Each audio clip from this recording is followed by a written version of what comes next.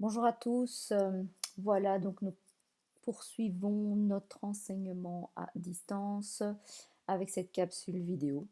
Alors, cette capsule, je vous rappelle que nous sommes toujours dans les revenus immobiliers et que donc dans ces revenus immobiliers, nous avons vu ensemble comment devait s'analyser le cadre 3, comment remplir donc ce cadre 3 en fonction de certaines situations données.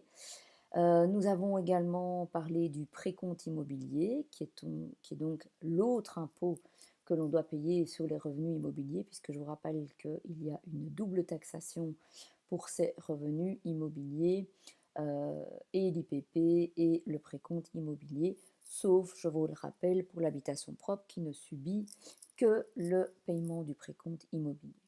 Alors, je poursuis dans ces revenus immobiliers, que l'on va terminer d'ailleurs dans cette capsule. Et donc j'en arrive au point 7 sur la taxation des revenus immobiliers à l'IPP. Alors, ce qu'il faut savoir, c'est que la taxation à l'IPP pour ces revenus immobiliers se fait à partir du jour où la personne a un droit sur le bien immeuble, donc possible scission entre différentes personnes. Ça veut dire quoi? Ça veut dire que à partir du moment où je suis propriétaire ou usufruitier du bien immeuble, eh bien je subis la taxation à l'IPP immédiatement. Donc il n'y a pas de taxation différée comme on peut retrouver dans le précompte immobilier, où là je vous avais expliqué que c'était l'année qui suivait la première occupation. Pour les nouvelles constructions, c'est à partir du premier jour d'occupation. Dès que je rentre, j'occupe le bien immeuble, je suis soumis à l'IPP. Donc du coup, qu'est-ce qui se passe quand il y a différentes personnes qui sont propriétaires d'un même bien immeuble sur une année? C'est le cas, par exemple, je prends l'exemple ici, si on a un bien immeuble et qu'on le vend pendant l'année. Ça voudrait dire, par exemple, si je prends, je ne sais pas, moi j'ai un appartement à la mer, cet appartement à la mer, je veux le revendre, imaginons que je le vende le 15 septembre 2019. Ça veut dire que moi, du 1er janvier 2019 jusqu'au 14 septembre 2019, j'ai été propriétaire de ce bien immeuble. Donc ça veut dire que je vais devoir le déclarer dans ma déclaration et je vais taxer là-dessus. Mais le nouveau propriétaire va avoir la même chose. Lui, il va être propriétaire du 15 septembre 2019 jusqu'au, pour cette année-là, 31 décembre 2019. Et donc, lui, il va falloir qu'il déclare ses revenus immobiliers à partir du 15 septembre jusqu'au 31 décembre. Et donc, c'est là qu'on fait un prorata. Et donc, on dit c'est un prorata temporis, ça veut dire que on fait le prorata de vos revenus immobiliers en fonction du temps que vous y avez passé. Je prends l'exemple. Imaginons que je vends un bien immeuble le 16 avril 2019, dont le RC est de 1500 euros. Je vous dis que l'ancien propriétaire, qu'est-ce qu'il doit faire? Si cet ancien propriétaire l'a vendu le 16 avril 2019, ça veut dire qu'il a été propriétaire de ce bien le 1er janvier jusqu'au 15 avril. Ce qui fait combien de jours? Ce qui fait 105 jours sur cette année. Donc, comment est-ce qu'il va devoir déclarer les choses dans sa déclaration? Il ne va pas déclarer l'entièreté du RC, puisque l'entièreté du RC, c'est sur l'année. Or, il n'a pas eu le bénéfice de ce bien immeuble toute l'année. Il ne l'a eu que jusqu'au 15 avril. Ça fait combien de jours? En fait, ça fait 105 jours. Donc, vous devez compter au jour près. D'accord? N'oubliez pas, alors vous avez un point pour vous aider, hein, on a appris ça quand on était tout petit. Une bosse, c'est un mois avec 31 jours, un creux, c'est un mois avec 30 jours, voire 28 ou 29 pour le mois de février. Alors, s'il a été propriétaire 105 jours, ça veut dire qu'il va devoir déclarer son RC de 1500 euros en proportion des jours dont il a bénéficié de ce bien immeuble, c'est-à-dire 105 jours sur 365. Vous faites la proportion, ça vous donne 431,51. Donc ça veut dire que dans sa déclaration, imaginons que voilà, c'est un immeuble, un appartement à la mer pour en profiter le week-end, eh bien, il va déclarer dans son code 106 431,51 et pas 1500 puisqu'il n'a pas eu cet appartement pendant toute l'année. Par contre, le nouveau propriétaire, lui aussi, il doit déclarer ça. Et lui, il va devoir déclarer le reste. Le reste de ces 1500 puisque c'est lui qui a eu le bien pour le reste de l'année. Donc, je fais le calcul, soit je fais le solde entre 1500 et 431,51, soit je fais le calcul, vous pouvez le faire, et je fais 1500 fois 260 jours, oui, puisque du 16 avril jusqu'au 31 décembre, il y a 260 jours qui se sont écoulés. Et donc là, je fais fois 260 divisé par 365, ce qui donne 1068,49. Donc vous voyez que pour un même bien, s'il y a eu des changements de propriétaire, il y a bien une scission qui doit se faire entre différentes personnes. Alors, on va parler de la taxation des revenus immobiliers à l'IPP. La question qui se pose, c'est comment, et c'est une question primordiale pour pouvoir faire le calcul d'impôt plus tard, c'est comment est-ce que je calcule la base imposable des revenus immobiliers. Alors, la base imposable, c'est le chiffre dont on va partir pour pouvoir calculer l'impôt. Alors, ce qui est compliqué ici, c'est que on a vu comment on déclarait les revenus immobiliers. Et on a vu qu'on devait déclarer le RC non indexé, voire les loyers en plus. Mais en fait, l'administration, quand elle va faire le calcul d'impôt, elle ne va pas partir de ces chiffres de base que vous avez déclarés, elle va faire un calcul de base imposable. Donc, si par exemple, j'ai déclaré, je ne sais pas moi, 800 euros de RC dans le 106 parce que j'ai un bungalow en Ardennes, l'administration fiscale ne va pas partir de ces 800 euros pour calculer l'impôt. Elle va partir d'un autre montant. Cet autre montant, c'est la base imposable. D'accord ? Et donc, on va apprendre à calculer cette base imposable puisque la base imposable ne sera pas de 800 mais d'un autre montant. Alors, comment est-ce qu'on doit faire? Eh bien, ça dépend de l'usage que l'on fait du bien et du type de bien immeuble que l'on a. Alors, on va voir qu'il y a différentes formules à utiliser pour pouvoir déterminer la base imposable des revenus immobiliers. Ces formules, il faut les apprendre par cœur. Là, il n'y a rien à faire, je ne vous les donne pas. Ça fait partie vraiment de l'étude assidue qu'il faut faire pour pouvoir maîtriser en fait le calcul de ces bases imposables. Alors, premier bien immeuble que l'on voit, les terrains. Lorsque on a un bien immeuble qui est un terrain, il faut voir l'usage qu'on en fait. Si c'est un usage privé, donc j'ai un terrain, je n'en fais pas un usage professionnel, j'ai un terrain que j'utilise à usage privé. Par exemple, j'ai un terrain sur lequel je fais courir un cheval et un poney, parce que voilà, j'aime les animaux, j'aime les chevaux, les poneys, et donc voilà, j'ai mis un cheval, un poney sur ce terrain, et donc ce terrain, c'est du revenu immobilier comme on l'a vu. Je le déclare, d'accord, mais je dois calculer la base imposable de ce terrain. Comment est-ce que je fais?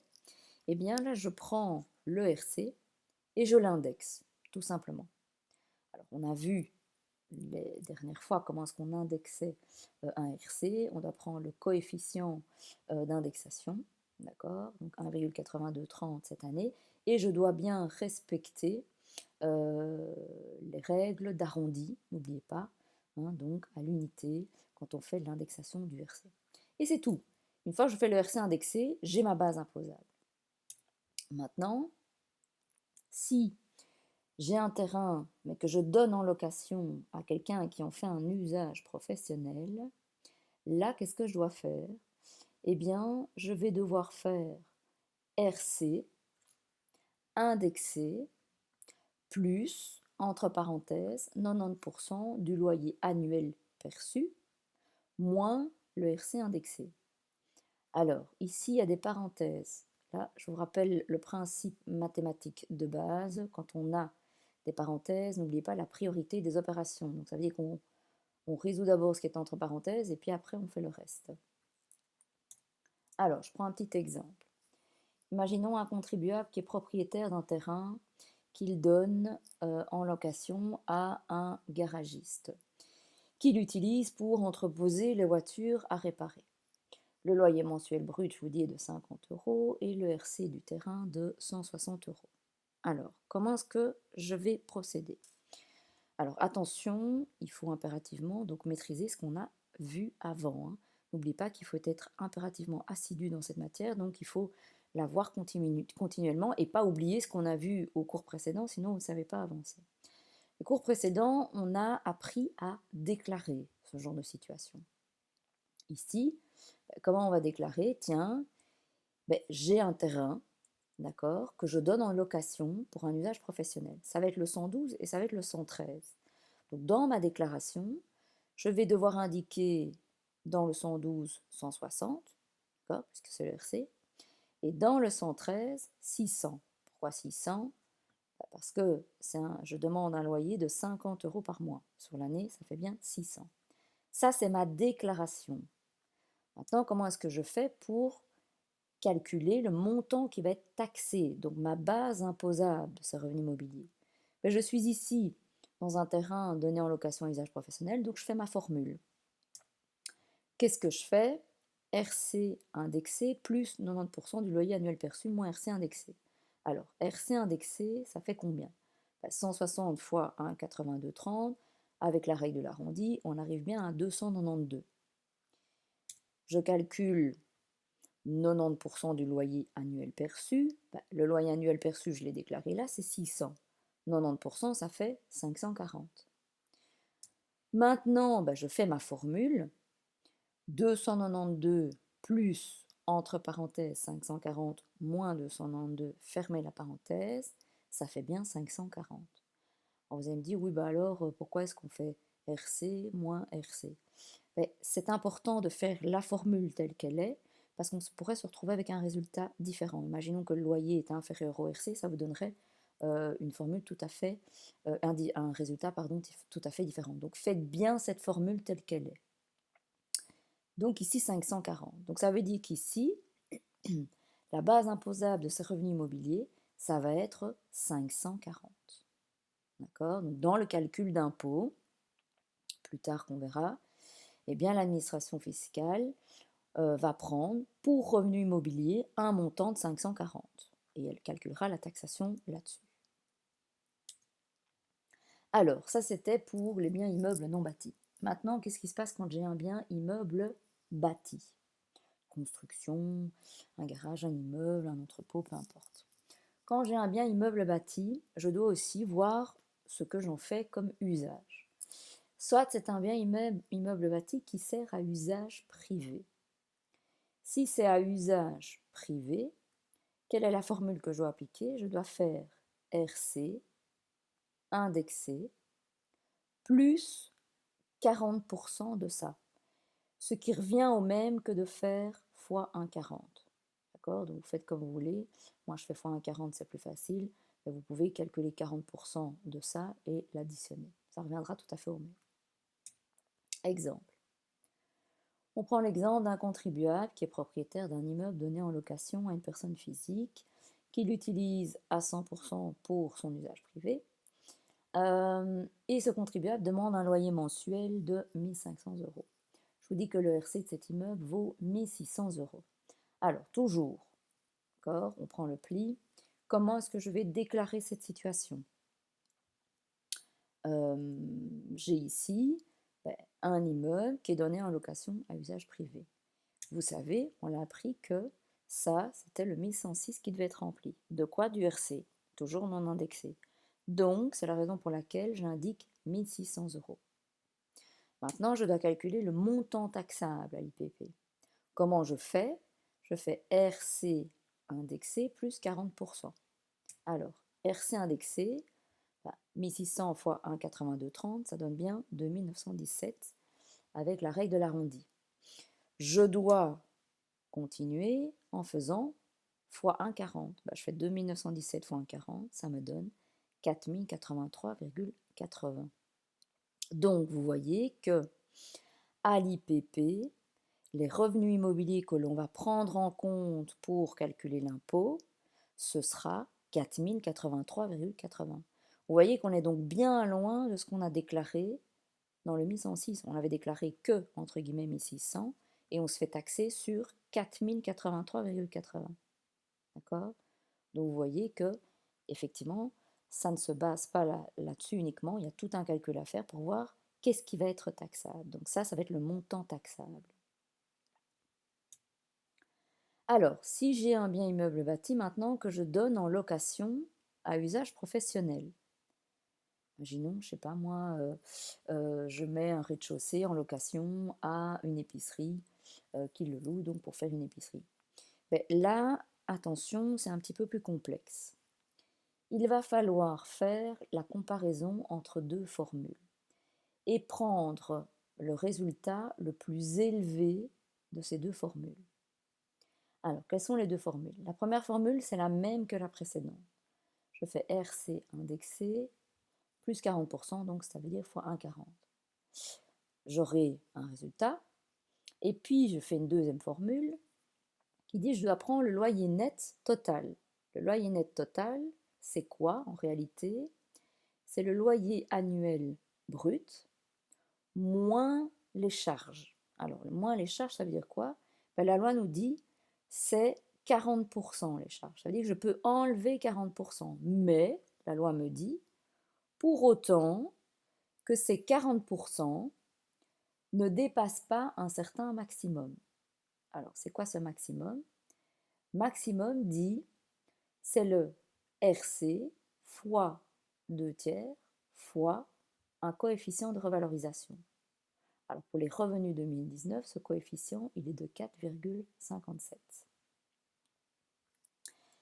Du coup, comment est-ce que je fais mon exemple? Eh bien, ici, je prends un contribuable qui est propriétaire d'un magasin qu'il donne en location à un commerçant pour un loyer annuel brut de 15 000 euros.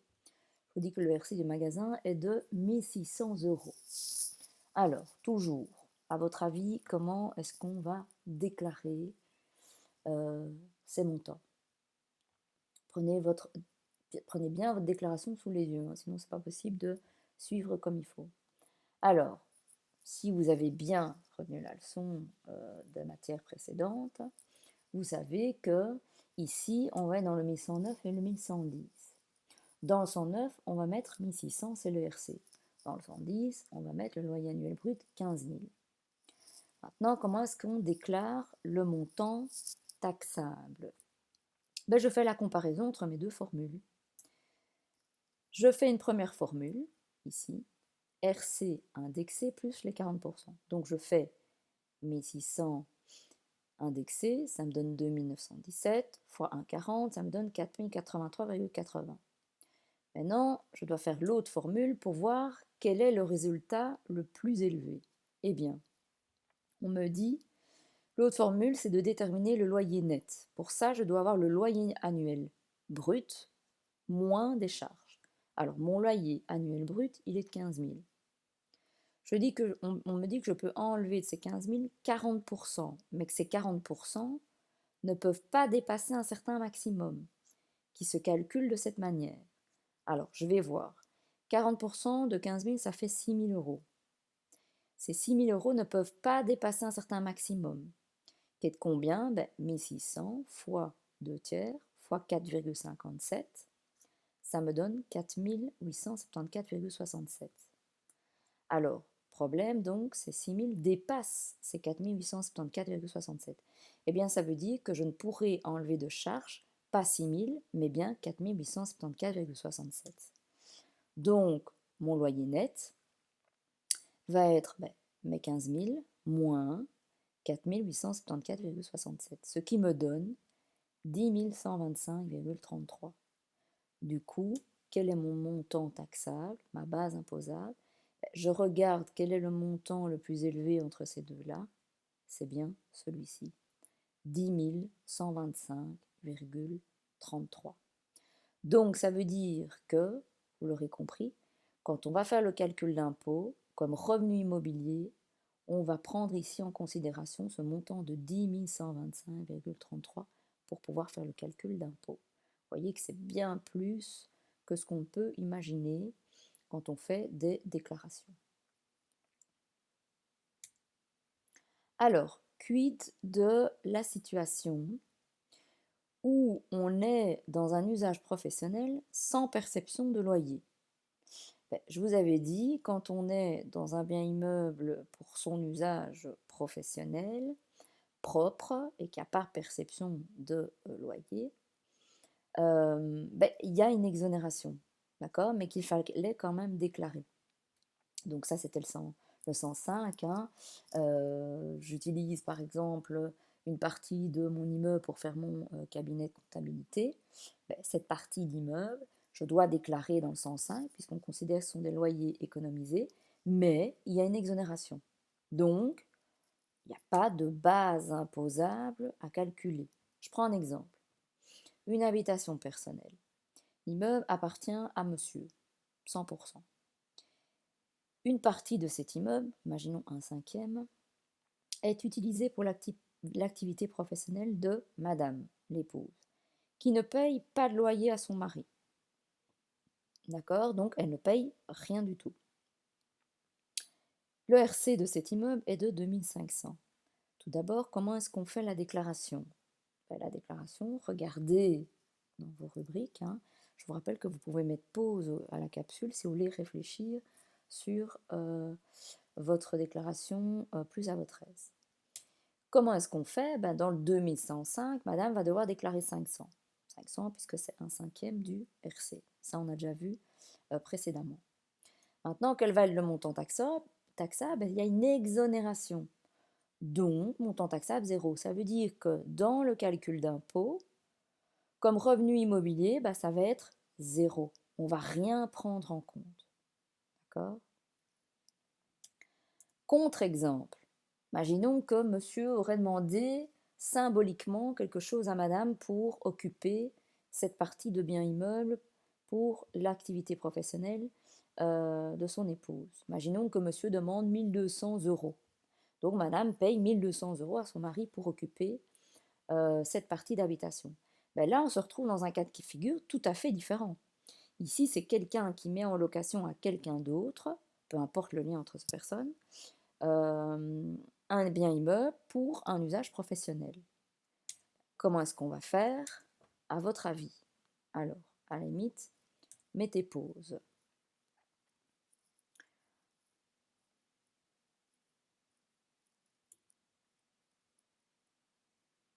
Alors, comment est-ce qu'on va faire? Montant à déclarer. Ici, on est, vous êtes d'accord, dans un bien immeuble donné en location à usage professionnel. Donc, on sait que ça va être le 109 et le 110. Du coup, dans le 1109, je vais indiquer 500. On est d'accord? Puisque, attendez, parce que là, j'ai fait une petite erreur. Hop. Décidément. Dans le 1109, 500 €. Et puis, dans le 1110, là, je vais indiquer 1200 €. Pourquoi? Parce que dans le 1200, c'est le loyer. Or, attention, ici, on a bien mis un cinquième du RC, ça représente un cinquième, et là, on a bien mis tout le loyer que monsieur a demandé à madame. Et c'est bien monsieur qui déclare, parce que c'est lui qui touche des revenus immobiliers. Maintenant, comment est-ce qu'on va faire pour déterminer le montant taxable à l'IPP? Essayez, hein. Vous pouvez mettre pause, essayez, et vous verrez ce que j'ai fait après. Alors, on fait la comparaison entre les deux formules. C'est-à-dire, je fais 500 fois le coefficient d'indexation, 1,8230, ce qui me donne 912 € avec votre règle d'arrondi, n'oubliez pas. Et puis je continue fois 1,40. Ça me donne combien? Ça me donne 1276,8. Alors, je fais une comparaison. Donc ça, c'est mon premier résultat. D'accord? Je fais une comparaison maintenant avec la deuxième formule. D'accord? Alors, deuxième formule, je dois obtenir le loyer net. Alors, comment est-ce que je fais? je dois prendre le loyer brut et enlever 40% de charges, mais 40% qui ne peuvent pas dépasser un certain maximum. Alors, mon loyer brut, il est de 1200. Je dois calculer mes 40%. Ça me donne combien? Ça me donne 480. Mais ce 480, je dois comparer ça avec un maximum. Le maximum, on me dit, c'est le RC, donc je prends toujours 500, d'accord?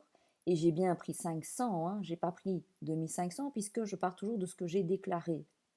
Donc 500 fois 2 tiers fois le coefficient de cette année, c'est-à-dire 4,57, ce qui me donne 1523,33.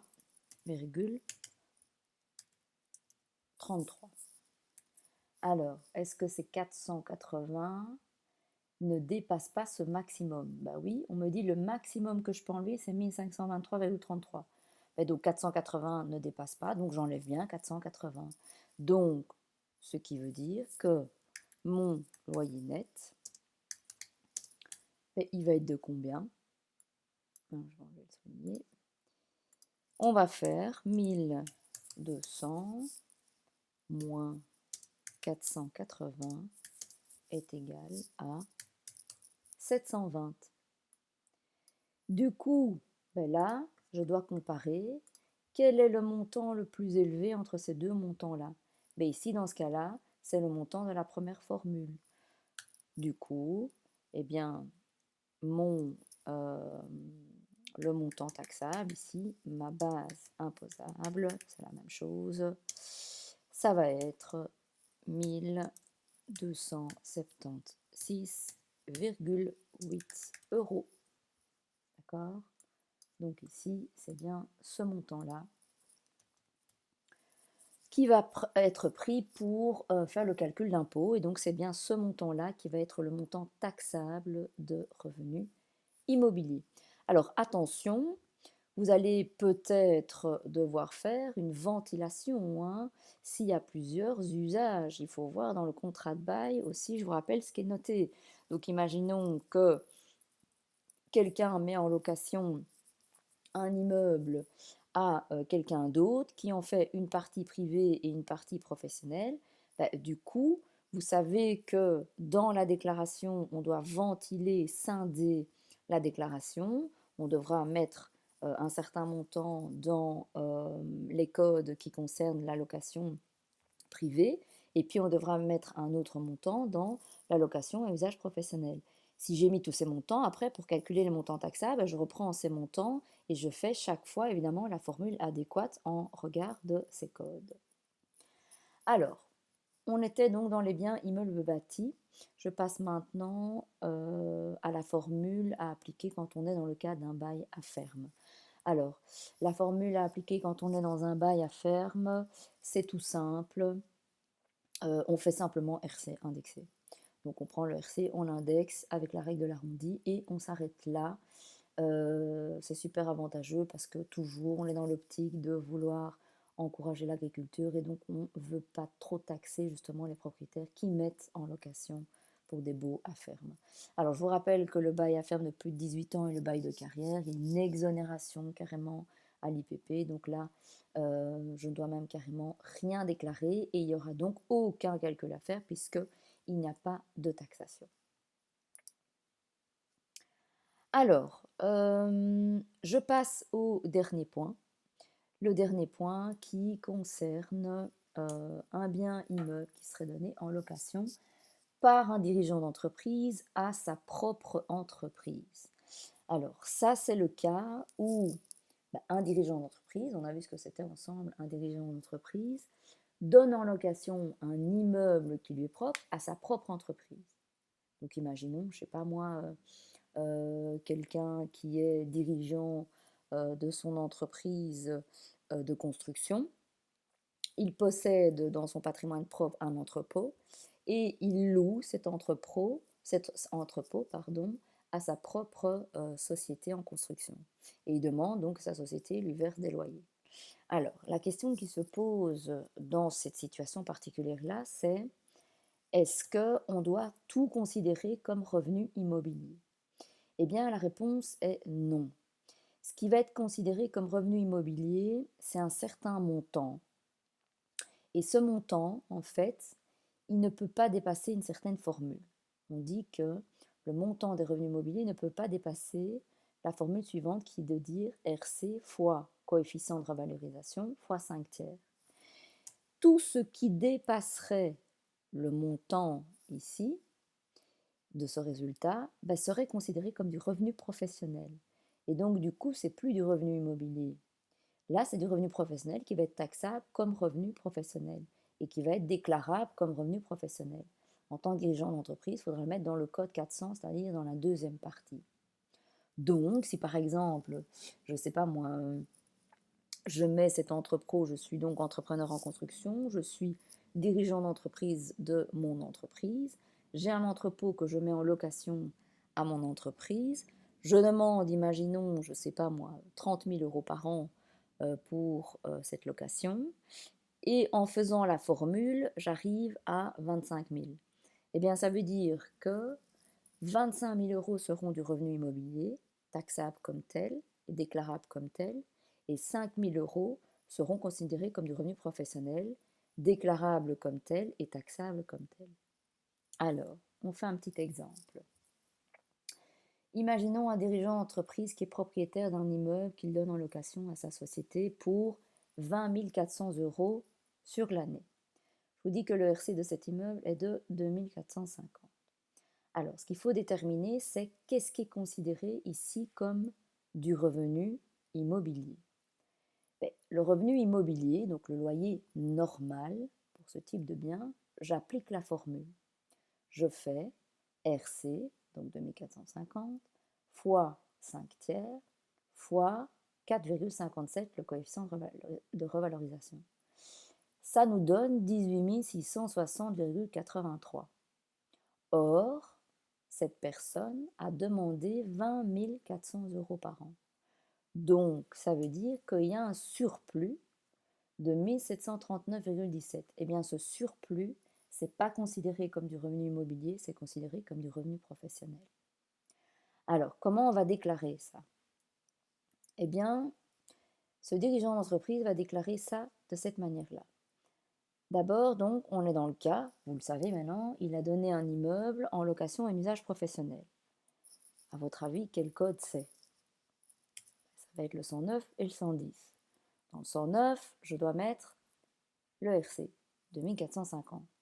Dans le 110, je dois mettre le loyer brut. Attention, le loyer brut normal, ce qui ne peut pas dépasser cette formule, ce que j'ai calculé. Donc je mets 18 660,83.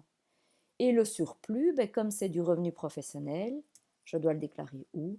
Je le déclare dans la partie 2, le code 1400, c'est le cadre 17, je mets 1739,17. Et puis après, pour déclarer, enfin pour faire le montant taxable, je fais ma formule habituelle. Tiens, pour mon 109 et mon 110, qu'est-ce que je dois faire? Eh bien, je sais que quand j'ai un bien immeuble mis en location usage professionnel, je dois faire la comparaison entre deux formules, RC indexé x 40 et puis le loyer net. Donc, vous faites votre calcul par rapport à ce que vous avez déclaré là. Ça viendra dans le calcul d'impôt en tant que revenu professionnel.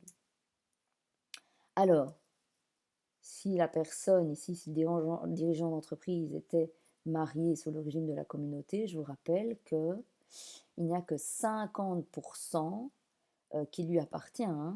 Donc, ça veut dire que 50% du dépassement des revenus professionnels seront à déclarer dans son chef et 50 autres pourcents dans le chef de son conjoint. Pareil pour les revenus immobiliers, il y aura 50% dans son chef, 50% dans le chef de son conjoint. Alors, le calcul de la base imposable, donc c'est ce que je vous ai dit, s'effectue de manière habituelle selon la formule adéquate. Donc là, vous repartez là avec la comparaison des deux formules. Alors, vous mettez tout ça en pratique et vous faites donc les exercices du livret. Alors, ce sont les exercices du chapitre 3, point C, puisqu'on a déjà fait le A et le B. Alors, pour ce chapitre 3, c'est ce que je vous demande, question habituelle. Pour l'exercice d'imposition 2020, quel code vous devez remplir? Et je vous demande aussi, pour chaque situation, de calculer la base imposable à l'IPP des revenus immobiliers de chaque situation. Donc, vous faites comme on a fait chaque fois pour chaque exemple. 1, vous faites la déclaration, dans quel code. Et 2, vous me calculez le montant taxable dans chaque situation. Réfléchissez bien, prenez votre temps. Allez bien voir vos formules. Ça vaut peut-être déjà la peine de les étudier, puisque on en aura besoin plus tard. Je vous l'ai dit, c'est important. Donc c'est de la matière qui va bien sûr nous servir par après. Il est temps vraiment que vous preniez le pli d'étudier tout ce que l'on a déjà vu pour pouvoir avancer plus sereinement. Voilà, je vous laisse à votre travail et je vous souhaite bon courage. Et puis on se voit, on se donne rendez-vous la semaine prochaine pour une nouvelle capsule, des nouveaux exercices. Je vous rappelle toujours à me rendre sous forme de devoir et une visioconférence. À bientôt.